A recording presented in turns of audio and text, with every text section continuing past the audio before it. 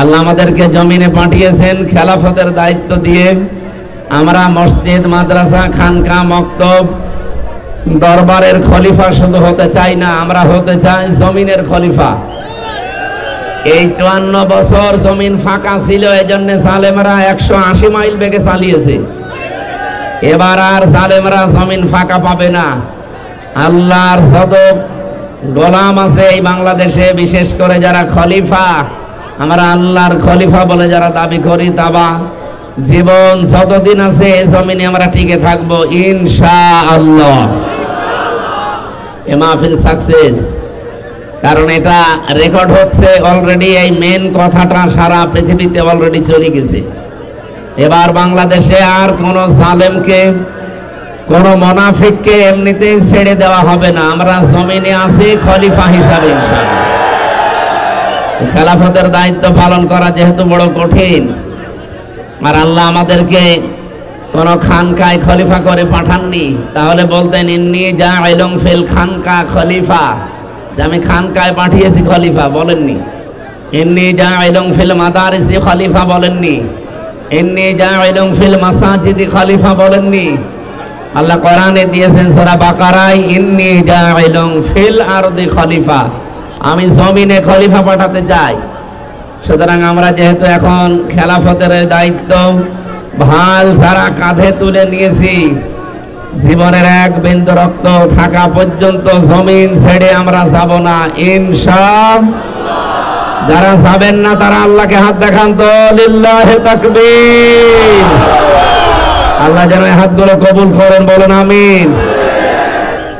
সামনে বসে মাহফিলের প্রধান আকর্ষণ যারা, বিশেষ করে শ্রোতা মণ্ডলী, মা বোনেরা বিভিন্ন জায়গায় আছেন, যারা এই কষ্ট করে এসেছেন, সবাইকে নিয়ে দরবারে ইলাহিতে শুকরিয়া আদায় করছি।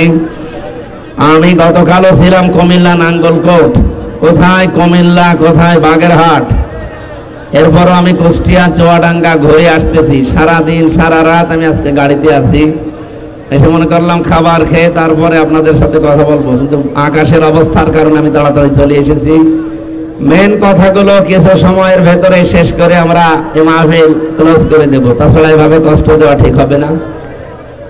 রাসূলের উপরে দরুদ আর সালাম পাঠ করার পর আমরা যেহেতু আর মাত্র 7 দিন পর বা 8-9 দিন আছে, 9 দিন পরে একটা গুরুত্বপূর্ণ দিবস আমাদের সামনে ছায়া ফেলতে যাচ্ছে, ঈদুল আজহা হিসাবে যেটা আমরা পরিচিত। আল্লাহ রাব্বুল আলামিন বিশ্বনবীকে জানিয়েছেন, ওয়াতলু আলাইহিম নাবা বানাই আদম বিল হক। হে নবী, আপনি আদম নবীর 2 সন্তানের কাহিনী আপনার উম্মতদেরকে তেলাওয়াত করে, হক আদায় করে করে তাদেরকে শোনান। এখানে কুরবানি বলতে নুসুক মানে শুধুমাত্র পশু জবাই করা নয়, নুসুক মানে হজের কাজ কারবার, এখন যেটা এখন অলরেডি চলছে। হাজিরা বিভিন্ন জায়গা থেকে আল্লাহর ঘরে পৌঁছে গেছে, এখন অনেকে প্রতিমধ্যে আছে। বৃষ্টির অবস্থা তো কন্ট্রোলের বাইরে।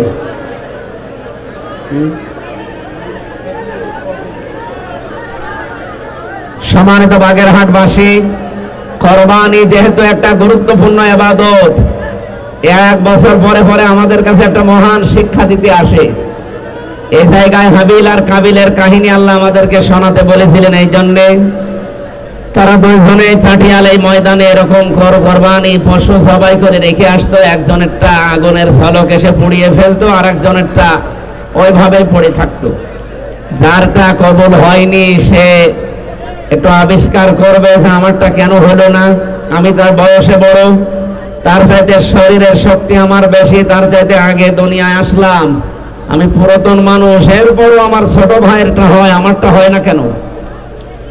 এগুলো আবিষ্কার না করে সে বলেছিল, আমি তোকে মেরে ফেলবো। আমার মনে হচ্ছে হাবিল বাংলাদেশে এখন আমরা যারা আছি, কাবিলও ফিরে এসেছে।